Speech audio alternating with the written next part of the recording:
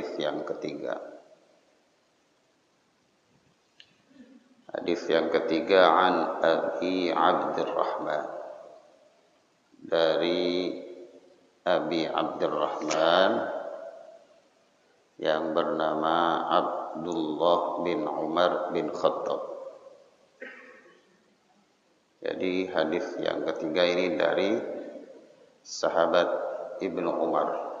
Nama lengkapnya Abdullah bin Umar bin Khattab. Nama panggilannya Abu Abdurrahman. Punya anak namanya Abdurrahman, sehingga orang memanggilnya dengan panggilan ayahnya Abdurrahman. Ayahnya Abdurrahman, Abu Abdurrahman. Nama aslinya Abdullah bin Umar bin Khattab, yang kita kenal dengan Ibnu Umar.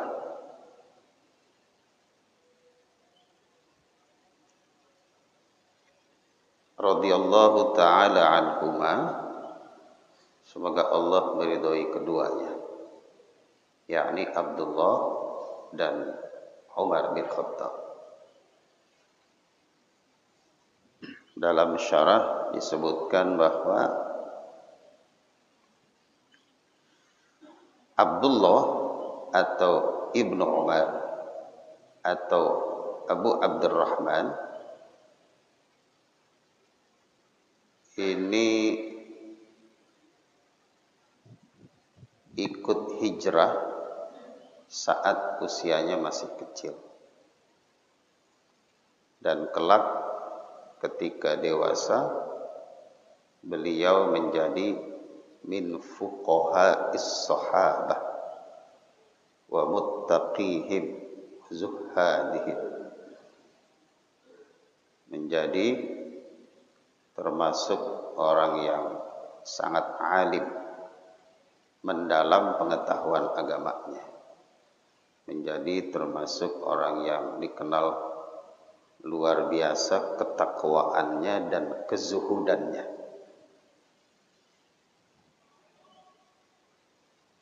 Beliau Ibnu Umar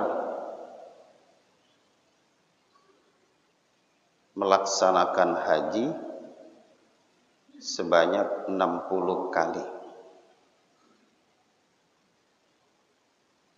Kalau haji 50 juta, 50 kali 60 udah berapa?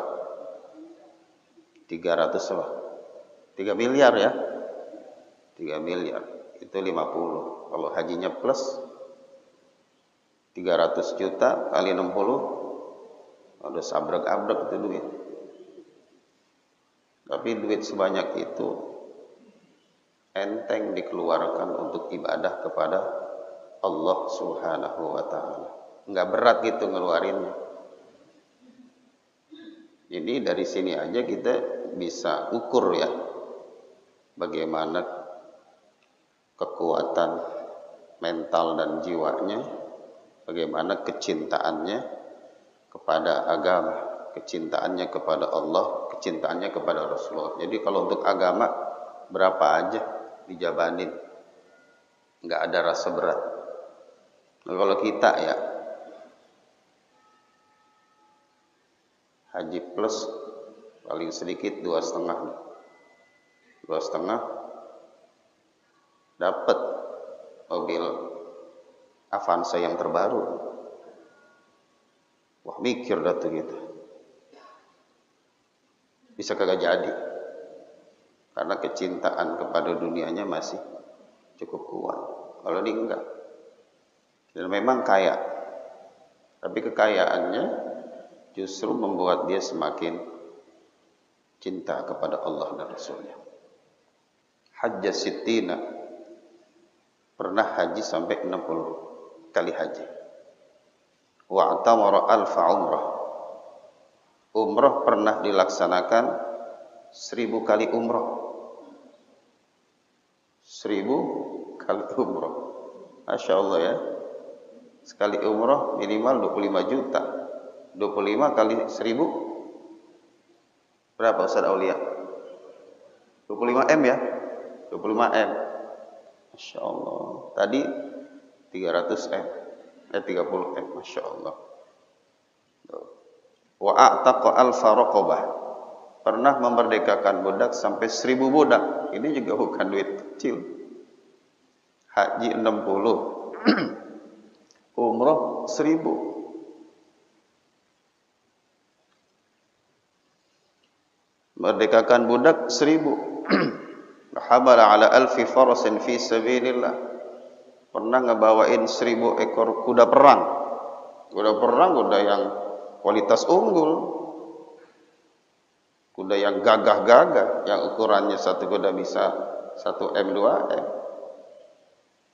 Bukan kuda yang cemen. Juga duit banyak itu keluar. Wa tahu 22 alf dinar. Ngebawain duit 1022 dinar fi majlisin. Falam yakum hatta farraqaha. Pernah bawa duit sebanyak 1022 dinar di satu majelis. Dan dia nggak berdiri sebelum duit itu habis dibagi-bagiin. Jadi sangat dermawan. Kalau datang ke satu majelis, beliau nggak lupa bawa duit. Kemudian dibagi-bagiin tuh duit. Ya, dibagi-bagiin. Dia belum bangun dari duduknya kecuali duit itu udah habis. Udah habis. Mudah-mudahan ada yang begitu ya. Hari ini kayak gitu ya. Ya kita tungguin dah sampai duit itu habis dibagi-bagi baru kita pulang. Masya Allah. Jadi sahabat yang terkenal kedermawaan, dermawan, kaya raya, sama ibadah kagak ada hitung-hitungan, nggak pakai hitung-hitungan. Itu sahabat Ibnu Umar, kaya, alim, zuhud, takwa, nggak pakai hitung-hitungan dalam urusan kebaikan. Nah bagi kita yang belum mampu secara maksimal, jangan pesimis. Sebab kita dianjurkan oleh baginda Rasul, berbuat baiklah engkau secara istiqomah meskipun belum maksimal. Ya kan? Berbuat baik secara terus menerus, secara istiqomah meskipun belum maksimal. Emang tahajud baru sanggupnya 2 rakaat, terus jaga itu yang 2 rakaat. Jangan 2 rakaat sebulan sekali. Ya, itu juga kalau bisa terus dijaga nggak apa-apa sebulan sekali, ntar lama-lama seminggu sekali, ntar setiap malam. Sedekah juga begitu. Kalau kita sedekah nungguin banyak, nungguin duit kita banyak, kagak jadi sedekah kita. Bentar-bentar habis, apalagi kondangan lagi banyak-banyaknya,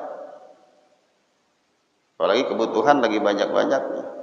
Maka Nabi anjurkan kepada kita bahwa amal perbuatan itu yang paling dicintai oleh Allah adalah istiqomah wa in qalla, meskipun sedikit. Kalau kita nungguin kaya seperti Ibnu Umar, bisa-bisa kita nggak berbuat baik. Karena masih sedikit. Hadirin yang dimuliakan Allah Subhanahu wa taala. Nah, ini biografi singkat tentang Abdullah bin Umar. Bahwa beliau orang yang alim, kaya, tapi juga takwa dan kezuhudannya luar biasa.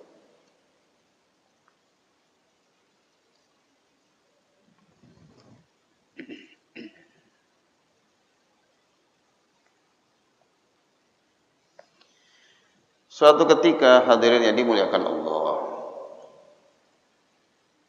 sahabat Ibnu Umar pernah melakukan satu perjalanan. Nah, di tengah perjalanan ia mendapati satu rombongan yang sedang berhenti.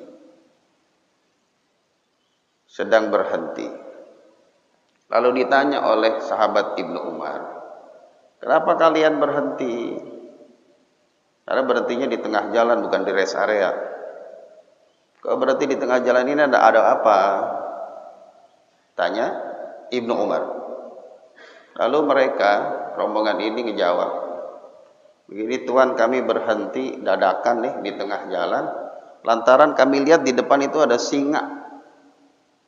Singa di tengah jalan itu di depan kami. Kami nggak berani melanjutkan.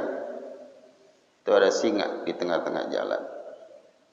Itu yang membuat kami takut sehingga kami berhenti. Apa yang dilakukan sahabat Ibnu Umar?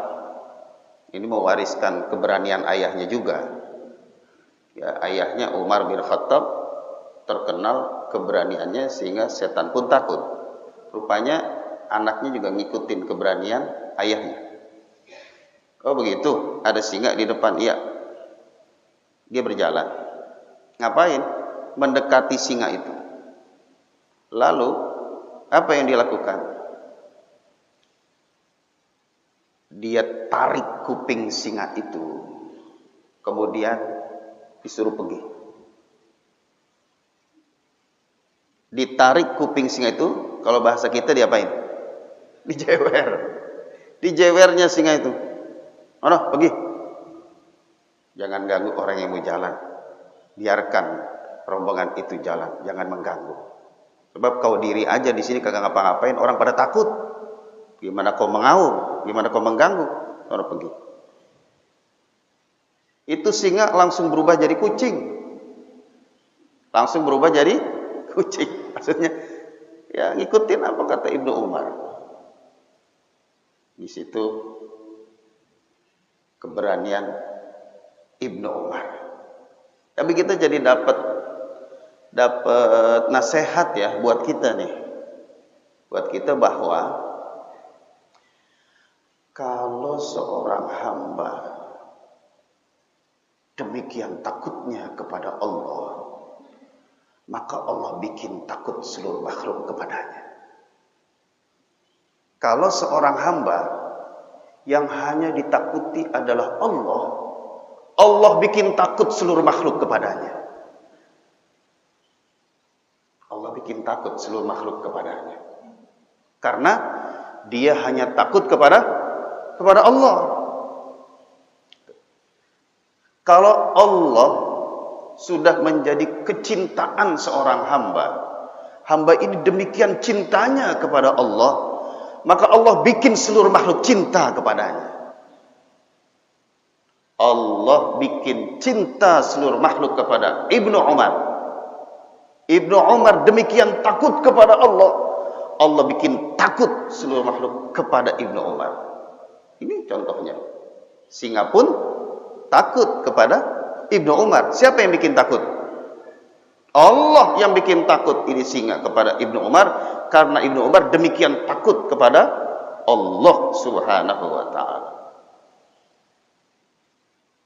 Singa ini dibikin nurut kepada Ibnu Umar, dibikin takluk kepada Ibnu Umar, dibikin cinta kepada Ibnu Umar. Buktinya dia nurut apa kata Ibnu Umar, pergi. Dijewer, dia diam aja, kagak ngelawan. Kenapa? Karena Ibnu Umar demikian besar cintanya kepada Allah, Allah pun demikian besar cintanya kepada Ibnu Umar, sehingga seluruh makhluk dibikin cinta kepada Ibnu Umar.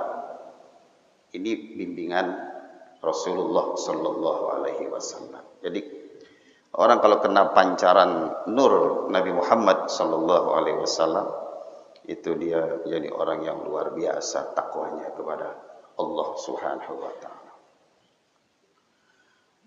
Wa ruwiyalahu an Rasulillah,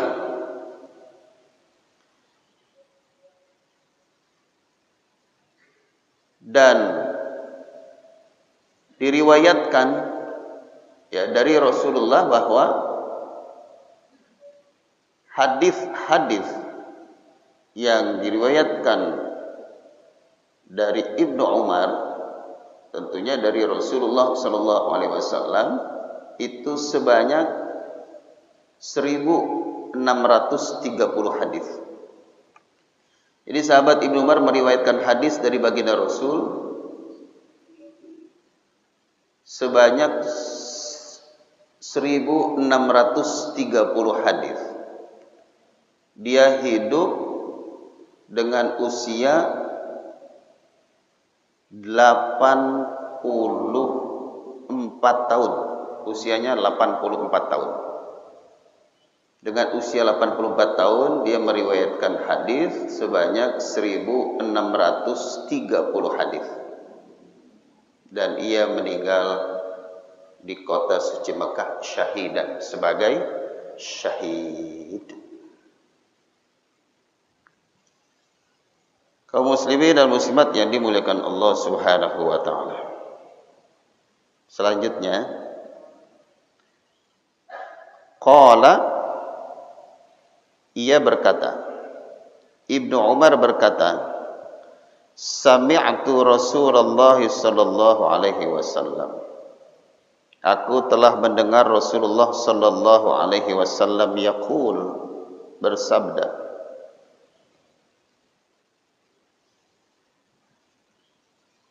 Buniyal Islamu ala khamsin. Islam itu dibangun ala khamsin, atas 5 perkara.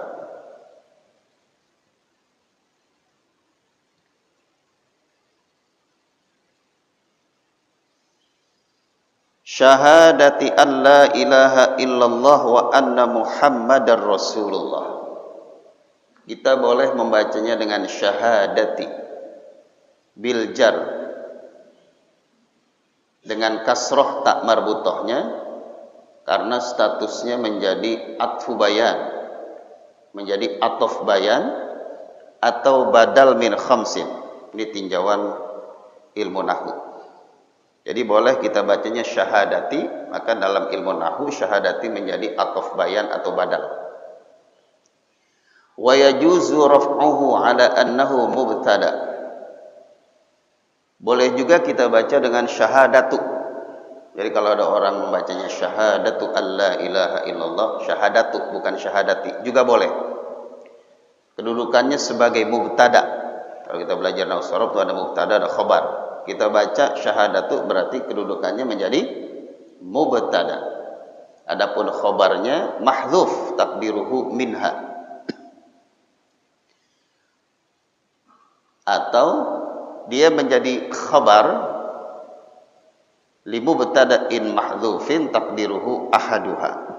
Jadi boleh kita baca syahadati, berarti secara nahwu menjadi atof bayan atau badal.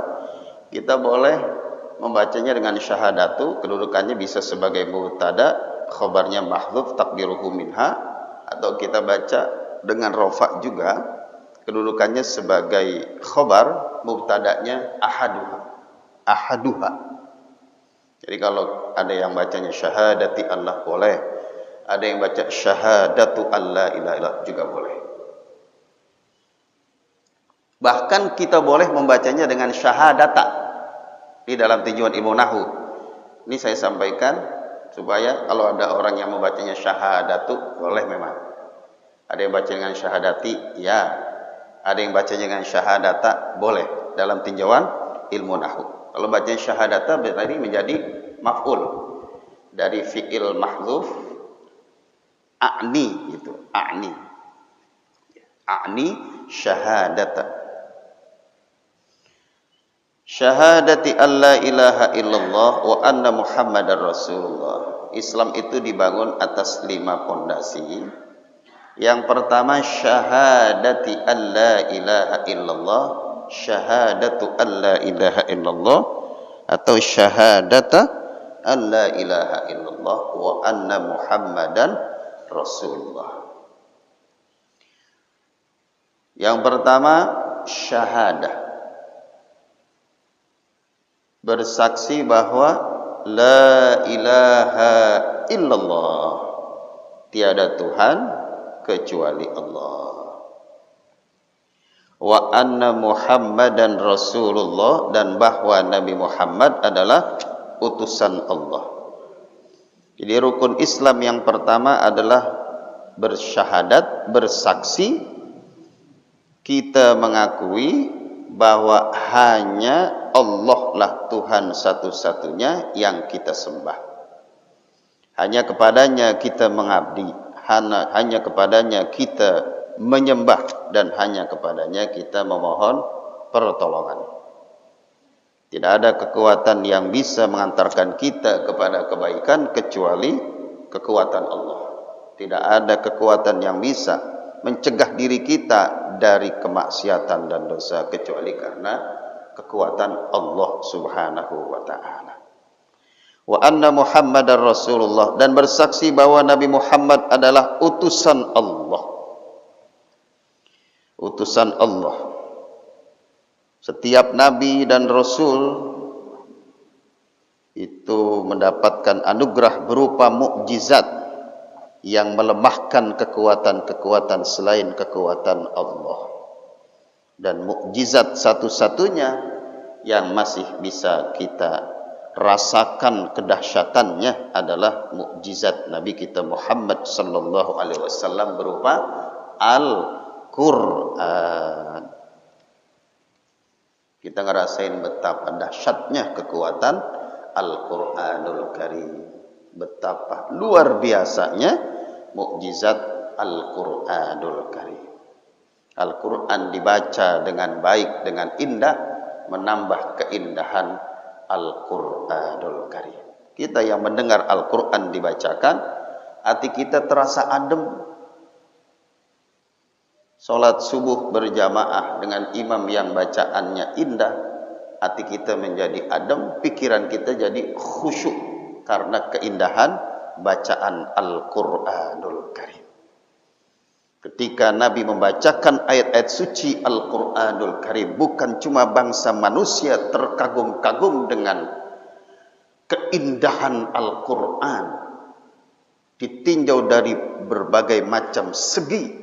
Demikian luar biasanya Al-Qur'an, manusia mendengarnya merasakan kenikmatan spiritual.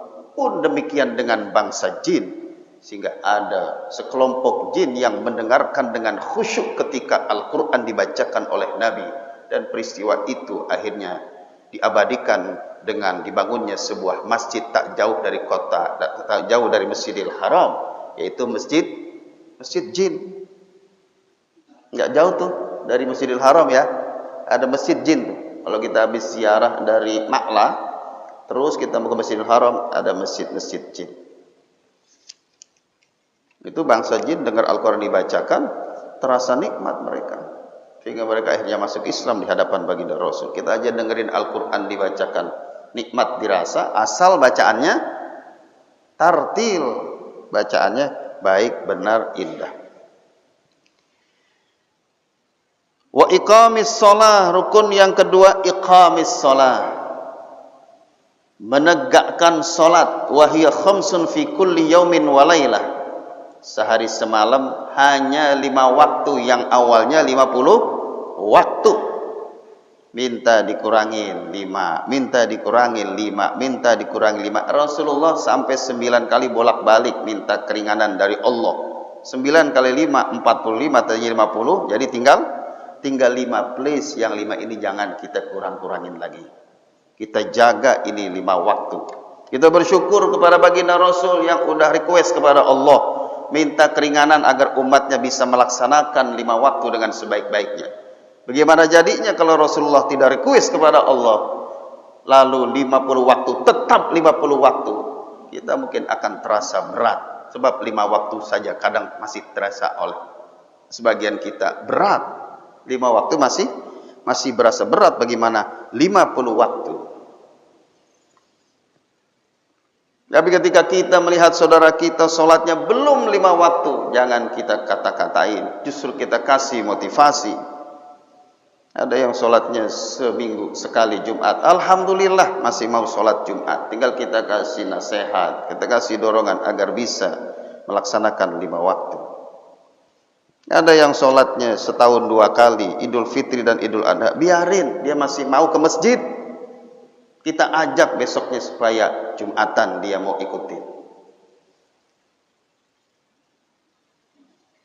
Hadirin yang dimuliakan Allah, maksud dari iqamis shalah, kenapa tidak menggunakan redaksi wa ada'us shalah misalnya, mengerjakan sholat.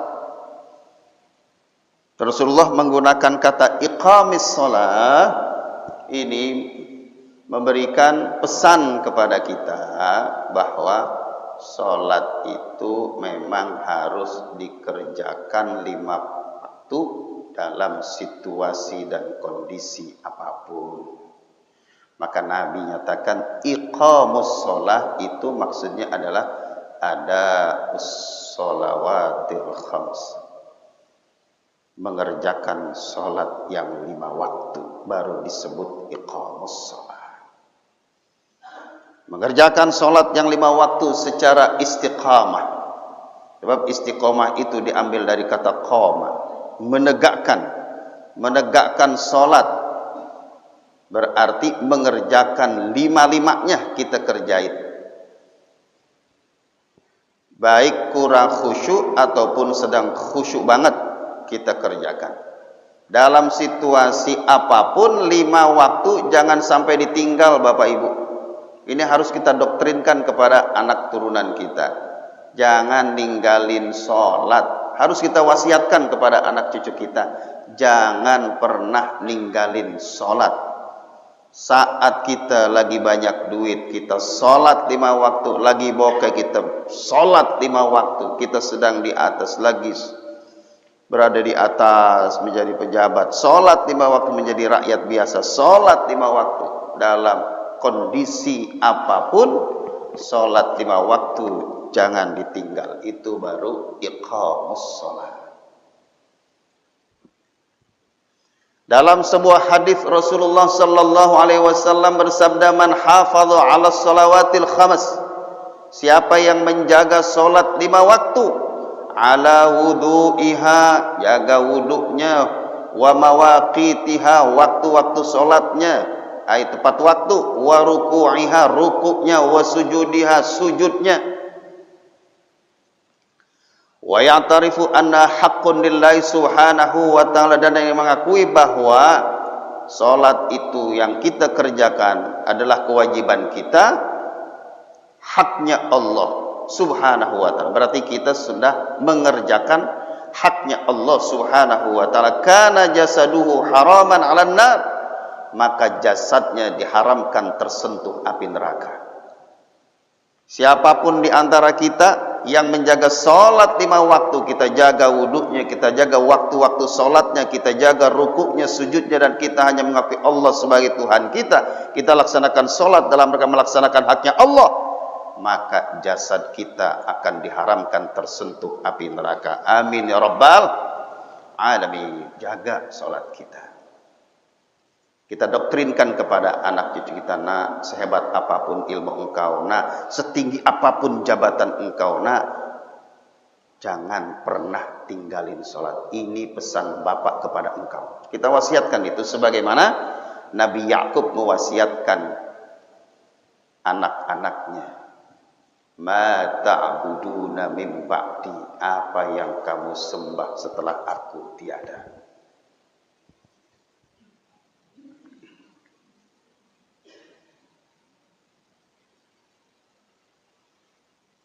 Salat jangan pernah ditinggalkan. Awwalu ma yuhasabu bihil 'abdu yaumal qiyamah as-shalah. Hal pertama yang akan dihisab dari setiap hamba pada hari kiamat adalah salat. Fa in soluhat soluhas sairu amali. Kalau salatnya beres-beres seluruh amalnya. Wa in fasadat fasada sairu amali. Jika sholatnya rusak, maka rusak seluruh amalnya. Kelak di yaumil kiamat, yang pertama kali dihisab dari kita Bapak Ibu adalah sholat kita. Sholatnya beres, yang lain kagak perlu diperiksa, beres semuanya. Sholatnya rusak, yang lain ikut menjadi rusak. Dari hadis ini juga kita dapat pesan bahwa ketika di dunia kita dapat kesulitan, problematika, masalah, yang pertama kali harus kita pikirin bagaimana sholat kita. Itu. Dalam kehidupan rumah tangga kita terjadi huru-hara, banyak persoalan, banyak problematika. Maka kalau kita mau renungin yang pertama kali adalah bagaimana ya sholat saya. Jangan-jangan karena sholat saya. Itu yang pertama kali dipikirin. Sebab sholat itu menjadi solusi awal untuk mengatasi urusan-urusan dunia dan urusan akhirat.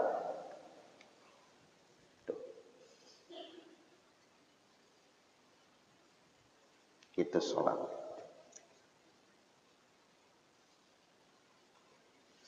Kaum muslimin dan muslimat yang dimuliakan Allah Subhanahu wa ta'ala. Orang yang menjaga sholat 5 waktu, kelak ketika ia dibangkitkan, wajhuhu kal badr, wajahnya seperti bulan purnama. Malaikat enggak perlu nanya lagi nih orang kenapa wajahnya bercahaya bagaikan bulan purnama. Malaikat sudah mengenali bahwa itulah umat baginda Rasul yang menjaga sholat 5 waktu.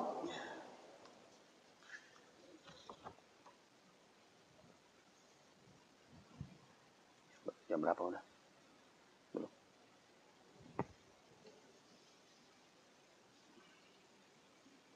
Maka itu syariat mengajarkan kepada kita supaya kita umat baginda Rasul jangan sampai ninggalin sholat.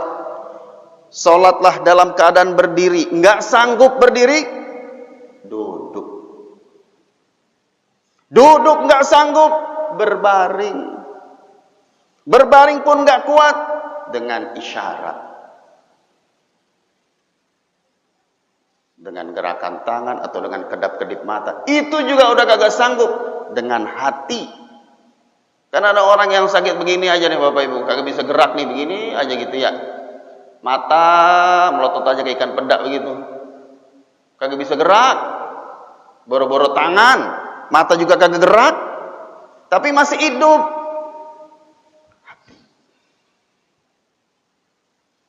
Punya hati, kagak mau sholat juga. Bungkus lah. Coba itu. Ya Allah, makanya kita bersyukur nih, kita semuanya pada sehat walafiat. Awaknya sehat, hatinya sehat. Sehingga badan enteng aja diajak ke masjid, diajak ke mushola untuk ibadah. Ada orang yang seger buger, kagak mau sholat. Ada orang yang sakit, tapi mau sholat. Kita, alhamdulillah, lahir batin kita sehat. Ya kita mohon kepada Allah biar Allah jaga kita kayak gini terus ya. Sehat walafiat, anak-anak kita pada sehat, sehingga kesehatan itu, panjang umur itu kita pakai buat ibadah kepada Allah sambil ngejalanin hidup sesuai dengan profesi kita masing-masing. Jangan sampai ninggalin sholat. Sedemikian pentingnya sholat, hadirin rahimakumullah, sehingga ketika Rasulullah sakaratul maut pun, apa yang meluncur dari lisannya? Yang meluncur dari lisannya adalah wasiat Nabi, as-sholat, as-sholat, as-sholat. Mungkin kalau pakai bahasa kita nih, sholat jangan ditinggal, sholat jangan ditinggal, sholat jangan ditinggal. Sebab sholat awwalu ma yuhasabu bihil abdu yaumal qiyamah. Itu juga memberikan isyarat kepada kita, sholat itu menjadi solusi awal, solusi pertama untuk mengatasi urusan-urusan hidup kita. Ekonomi kita sedang bermasalah, sholatnya beresin. Ya, hati kita lagi galau, sholatnya kita beresin. Persoalan-persoalan hidup sedang dihadapi, sholatnya kita perbaiki. Perbaiki sholatmu, urusan hidupmu akan diperbaiki oleh Allah Subhanahu. Perhatikan sholat kita, Allah akan perhatikan hidup kita. Kita beresin urusan sholat kita, Allah beresin urusan dunia dan akhirat kita.